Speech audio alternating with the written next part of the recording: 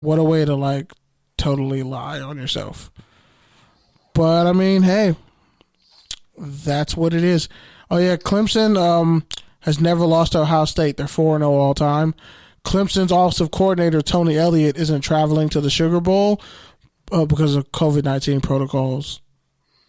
So is Clemson gonna? Go ahead, Izzy. Sorry, is Clemson gonna suck because Trevor Lawrence is going?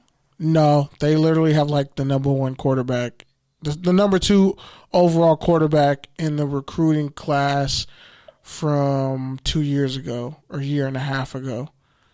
So literally, they're replacing one dude who's a stud with another dude who's a stud, and he's Samoan. And he's like 6'5", 260 with a rocket for an arm. He's the one that started against Notre Dame earlier in the season, right? Yeah, and they almost won. They took a true freshman, they took a freshman to 4 overtimes to beat him. But Notre Dame is in the playoff. But hey.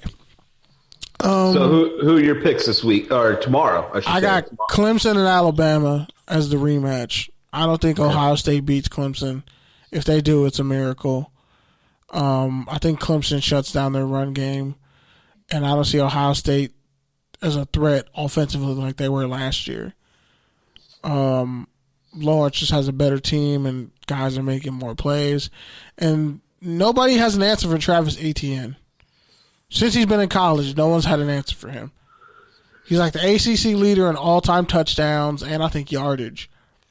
All he does is score touchdowns. He's like the LT of college football.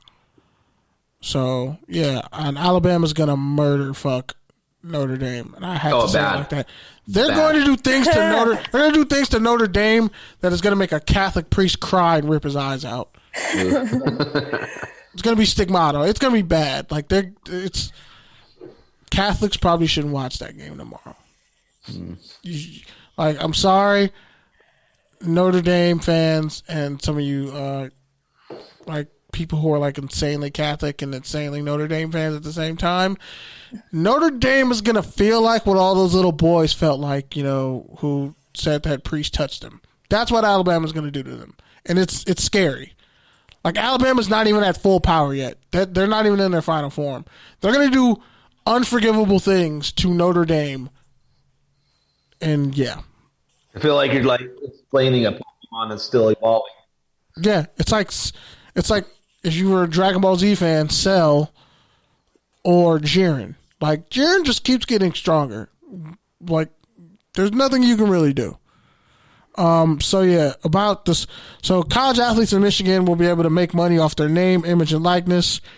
NIL rights by 2023. So the governor Gretchen Whitmer, who almost got kidnapped by those group of white supremacists, they plan to kill her. She signed a bill on Wednesday legalizing the opportunity for college athletes to do so when the law goes into effect on 2023. That means that Michigan, Michigan State, Central Michigan, Eastern Michigan, Western Michigan all have endorsement opportunities. I know we were talking about that one dude who was in that documentary in Texas who they said he touched kids. Well, I forget what team he's on. Is it Western Michigan? No, Eastern Michigan. Not sure. Izzy, you remember what team he's on? Who? Documentary Bay. Oh. Eastern Michigan, right? I want to say Western, but I could be wrong. I'm pretty sure it was Eastern. But, yeah, so all the Michigan schools I said stools, sorry. Wait, which one? I think he was a QB. No, he was a QB. He might have been a running back. He was on that documentary for Showtime in Texas where they said he touched a kid and he did some jail time. Oh, gosh. I have his face. He was in Texas. What was the question? Where did he go? Yeah, he's at Eastern Michigan, right? Oh, shoot. I'll find it. I think he's at Eastern, but yeah. So all the Michigan schools will eventually be able to make money off their name. So Michigan joins Florida, California, and Colorado as states that passed NIL legislation. And then NCAA is trying to get ahead of it, but it's kind of too late because once it hit Michigan. So if it hit Michigan, it's going to hit Ohio. If it hits Ohio and Michigan, it's probably going to hit the rest of the Midwest. And if it already hit Florida, it's only going to work its way back through Louisiana. It's probably going to hit Virginia. Like, it's going to hit a bunch of these other states. And Colorado is just down for whatever, apparently. So, yeah, that'll be interesting. That will definitely be interesting to see how much of these cats end up getting, endorsements. But we'll see what happens. Anybody got any college football news they want to share? You're excited about for the national championship coming up or the playoffs? Who you got? Picks? It'd be cool for some upsets, but it's not going to happen this year. Like, who do you think's going to win the Heisman? Somebody on Alabama or Trevor Lawrence? I think Alabama. I mean, Trevor Lawrence cool and all this stuff, but I think that one of those Alabama kids, possibly the receiver, is probably going to get the Heisman this year, honestly. Because Devonta Smith has been doing just ridiculous things all season long. Yeah. Eastern Michigan. There we go. And his name is Greg Kelly. Greg Kelly. He's documentary Bay. No, dude. I guess that's what they call him. I don't know. Call him whatever you want. He is. I don't want to be involved with anybody with those kind of allegations. Good point. There you go. That's that documentary's fucked up. If y'all haven't seen it, you really gotta watch it. Yeah, the whole thing's gross. Yeah. All right, so can we move to take a tangent then? Good. Don't jump ahead. I was waiting for the right time to hit the button. How dare you? You never. There's no such thing as a right time for the truth. What? That didn't even make sense. You just saying shit. Just throwing shit at the wall. The truth is the right time.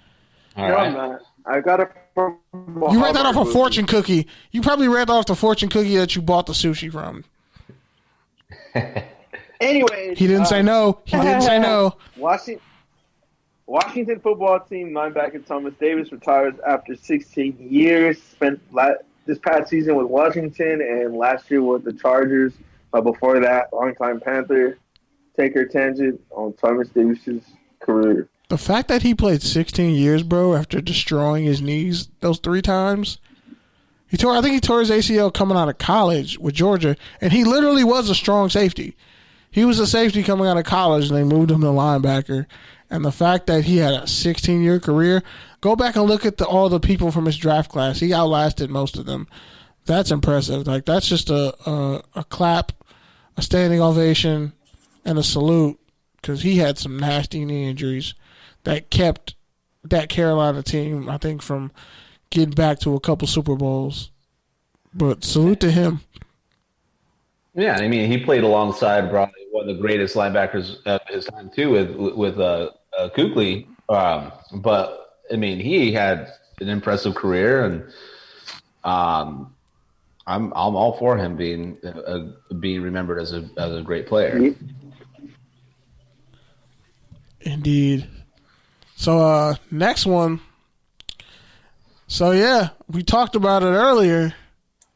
Yeah, a certain somebody. I think it's good too because. Wait. Oh shit! I forgot you were there. Can you hear me? Yeah, now I get you. Oh, my bad. Okay, so what I was gonna say on Thomas Davis was, just shout out to him, man, because Carolina has a long lineage of great linebackers. Pete, you still there? Did your connection? Hi, Pete. Damn it! Did Pete drop out? I think he mentioned Kuechly, but even before that, hey Pete, John Beason was good for like 5 years. Pete, your connection's kind of messed up, bro. You guys hear me? You keep kinda getting out. All right, I'm just gonna say this.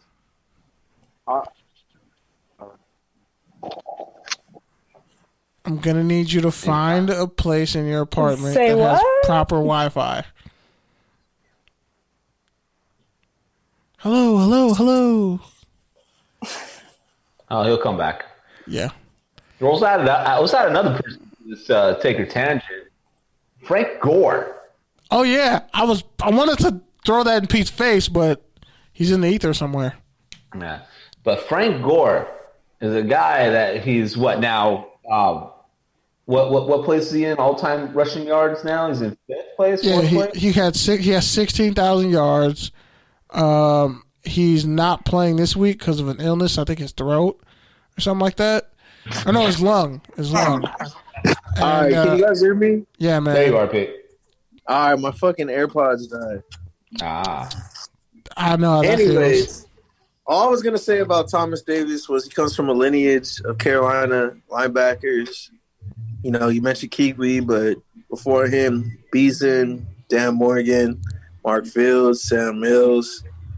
I think even Kevin Green played there for a little bit. He did. Their linebackers go back a minute. So, you know, I think Davis really takes probably is probably the greatest. I mean, yeah, you could say Kuechly, but Kuechly didn't play quite as long. So, and he had he had 3 career-ending knee injuries, you could say, because his knees got destroyed. ACLs, MCLs, like Thomas Davis had his knees jacked up and came back and still became an All-Pro and a Pro Bowler over 16 years. And he's a converted safety. Good Sean Witherspoon played there. Good Sean Witherspoon. Before he was ass. Out of Missouri. Sean Witherspoon sucking was like a huge wow. I was shocked about that one. All right. Outside of that, we got one. We were talking about when you kind of like fizzled in and out. And then we'll get to the last take your tangent. But this one, future Hall of Fame running back Frank Gore crossed the threshold, 16,000 career rush yards. Not playing this week because of a lung issue. But he broke Lorenzo Neal's record for most games played as a running back in, I think, 16 seasons or something like that. He's played 240 games. That was an NFL record. So, what's your take? I think he's probably the epitome of what great athletes are as far as professional athletes. And just not just in the NFL. I mean, the guy, what do they say? That he tore his ACL twice in college before coming to the NFL and destroyed it. Like that. I mean, just, he's probably going to be one of the best people to ever go down to play the game. And he's been a journeyman the last few years of his career. But, I mean, what he started off doing in San Francisco and just, unfortunately he's ending his career in New York with the Jets. But they got their win. They got 2 wins. 2 wins. He says, I'm not going out with no loss with 0-16. I'm not doing this. No. He willed them to a victory. Beautiful. But I'll be honest, them beating the Browns? Them beating the Rams the week before last really propelled me to get into the final. Yeah. Who would have thought it? Dude, yeah, the Rams are trash this year. They got a nice-ass stadium that no one can go to. No fans, so yeah. It's the thing. Like you have both LA teams and Las Vegas have these incredible stadiums, but that means shit without fans. So hopefully next year, That's crazy. Especially that Vegas stadium, you need to have fans there. I mean, it's Vegas, it's the mecca. I mean, LA and Vegas are the mecca of entertainment. Not to have fans showing up, that's a big slap in the face. So I mean, who knows? Chargers could be on the up and up too, as well, because Herbert, I think he's the real deal in LA, but they need some more help there, and they probably need to do new coach with the Chargers, unfortunately. And that would be interesting. Yeah, they got to stay healthy because Derwin James getting hurt as many times as he has. Like, they have everything they need. They get injured at the wrong time. They choke at the wrong time. It's just always – they're like the bad news Chargers. They're like a Charger with – this year. Yeah, they're a Charger. They're like a phone charger that has a short in it that you got to duct tape. Like, that's what they've become. But It's like a USB 2 when you need actually the USB-C.